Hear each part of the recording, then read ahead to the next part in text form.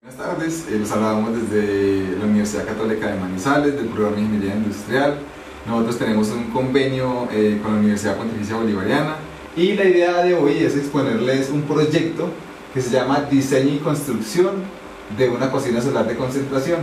Este proyecto se hizo con 3 estudiantes de cuarto semestre durante el primer semestre del año 2012, y la idea es ver un poco cómo nosotros podemos construir una cocina a partir de conceptos de física, aplicando conceptos de física.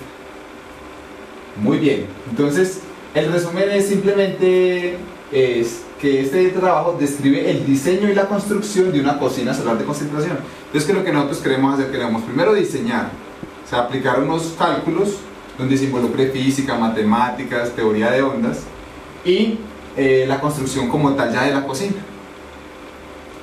Muy bien. Entonces, aquí en la introducción hay 2 aspectos bien importantes, y es que para el ingeniero industrial de la Universidad Pontificia y de la Universidad Católica de Manizales resulta bien importante que se vayan involucrando con las energías renovables, porque son tecnologías nuevas que están surgiendo en la sociedad y que implican que no va a haber contaminación ambiental, que implican un ahorro energético, que implican también aspectos positivos en la salud de las personas. Entonces, esta es la primera parte, que los muchachos van tomando conciencia en cómo irse involucrando con las energías renovables, en especial con las cocinas solares, ¿sí? Vamos a comenzar a trabajar en ese aspecto. Y el otro punto importante de la introducción es que la gran mayoría de veces que se construye una cocina solar se hace solamente como de forma empírica, sin tener en cuenta ningún cálculo, sin tener en cuenta ningunos parámetros de diseño.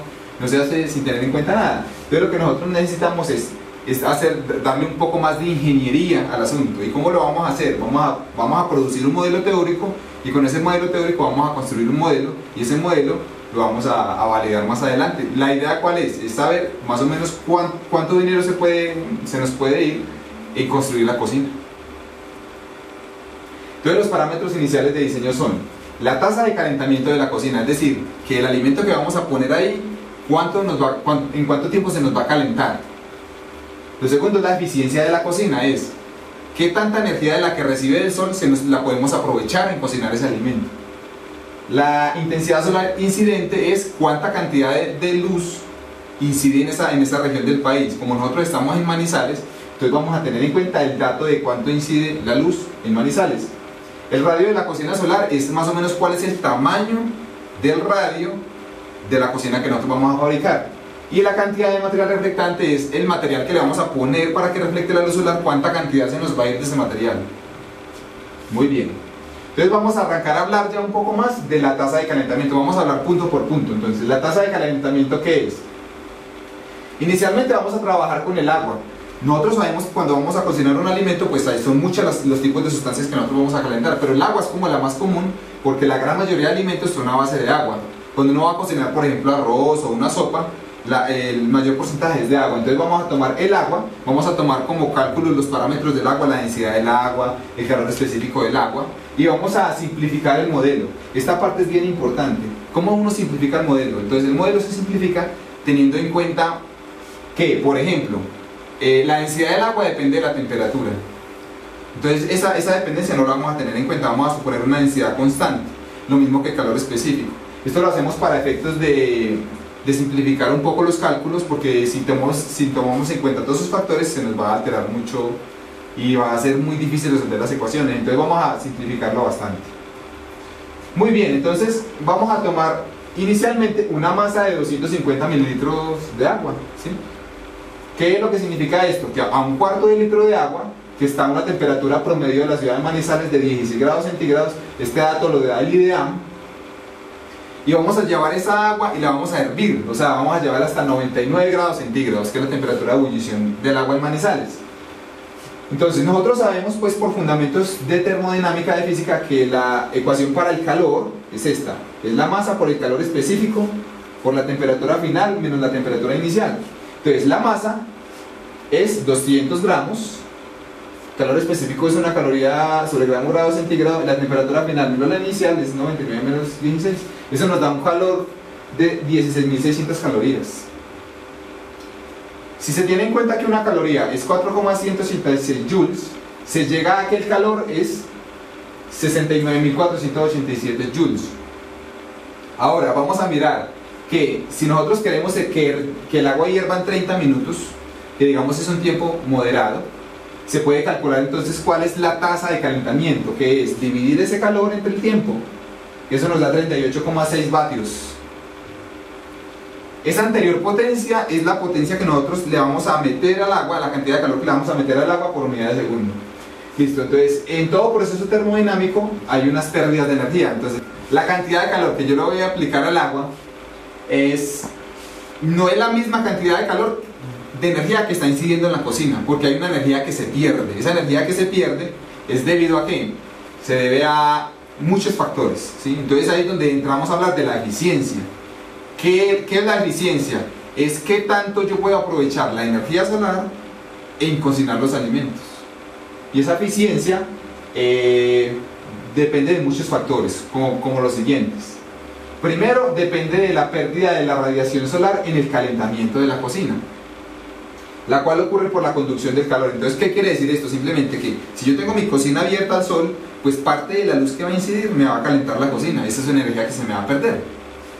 Dos, la pérdida de energía involucrada en el aire que está directamente encima. Entonces, como la cocina se calienta, el aire que está encima de la cocina también se me calienta y esa energía se me pierde, se me va por convección. Bien. 3. La naturaleza reflectante de la superficie. Entonces, ¿qué significa esto? Que el material con el que nosotros vamos a hacer la superficie para reflejar no es completamente liso, entonces va a haber una pérdida de energía, porque la luz no va a incidir completamente en el foco, entonces se me va a perder energía ahí. Y la cuarta es las pérdidas de calor en el agua, la cual se encuentra en contacto térmico con el entorno. ¿Qué quiere decir esto? Que como el agua está ahí y está un entorno rodeando esa agua, entonces parte del calor que tiene el agua se me va a transmitir a las sustancias que están alrededor, entonces se me va a perder también energía ahí. Muy bien, ahora entonces con base en todos los anteriores puntos, nosotros vamos a suponer que la eficiencia de la cocina es un 20%, o sea que solamente la quinta parte de la energía del sol se me va a convertir en calentamiento del alimento. Entonces, por lo tanto, ya podemos calcular que la potencia del sol va a ser la potencia del calentamiento del agua sobre 0,2, o sea que necesitamos que el sol, que la potencia incidente sea 193 vatios, la potencia solar que va a incidir ahí. Muy bien. Entonces, ahora vamos al otro punto, que es la intensidad solar incidente. Entonces, la intensidad solar incidente en la Tierra, en todo el mundo, digámoslo así, la Tierra recibe un promedio de radiación del Sol, y ese valor es el que se puede leer ahí, 1336 vatios sobre metros cuadrados. Pero resulta que como en la Tierra hay nubes, la cantidad también de luz que incide en el polo no es la misma que la que incide en el Ecuador, entonces este valor se disminuye mucho en la vida real, y para Manizales tiene un valor de 169,6 vatios sobre metro cuadrado. Entonces vamos a trabajar con este valor, con el de 169,6. Muy bien, ahora con ese anterior valor vamos a calcular cuánto es el radio o el tamaño de la cocina. Entonces, simplemente es con esta ecuación, que la intensidad es igual a la potencia sobre el área. De aquí vamos a despejar el área. Entonces nos queda que el área es igual a la intensidad sobre la potencia, a la potencia sobre la intensidad, quiere decir que la potencia es 193 vatios sobre la intensidad, que es esto, y nos da un área de 1,14. ¿Cuál es la idea con este cálculo? Calcular cuánto es el radio de la cocina, ¿sí? Aquí nosotros podemos ver que la cocina tiene un área circular, y ese círculo pues tiene un radio asociado, y ese es el radio que nosotros queremos calcular. Muy bien, entonces el radio de la cocina, ¿cuál es?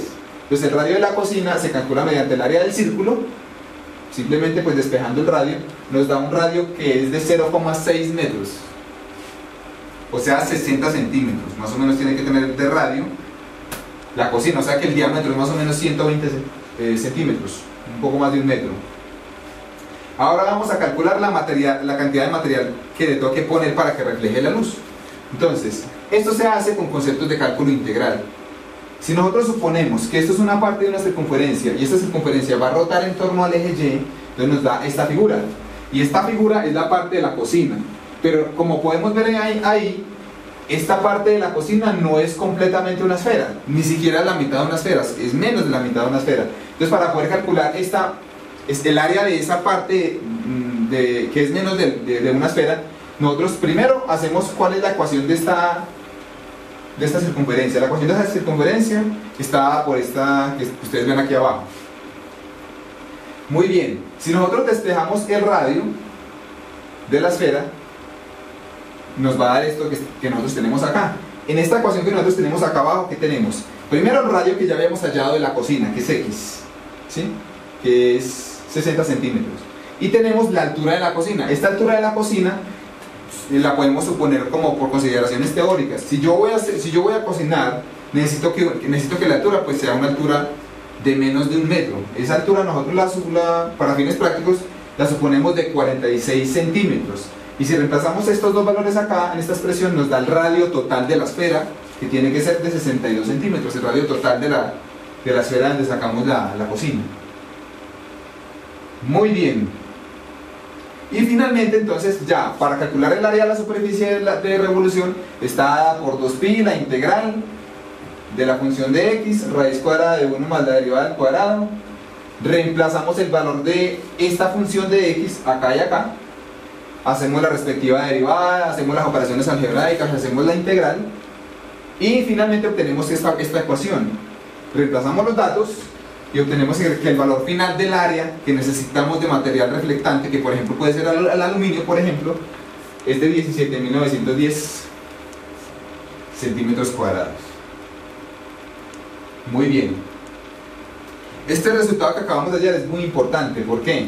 Porque sabiendo el costo del rollo de aluminio y sabiendo qué área yo me voy a gastar en hacer la cocina, se puede saber cuánto vale toda esa superficie de aluminio para hacer la cocina solar. Entonces esto es bien importante para proyectos de emprendimiento. Muy bien, y finalmente la construcción. Esta es la cocina solar, ¿sí? que digamos hicieron los estudiantes.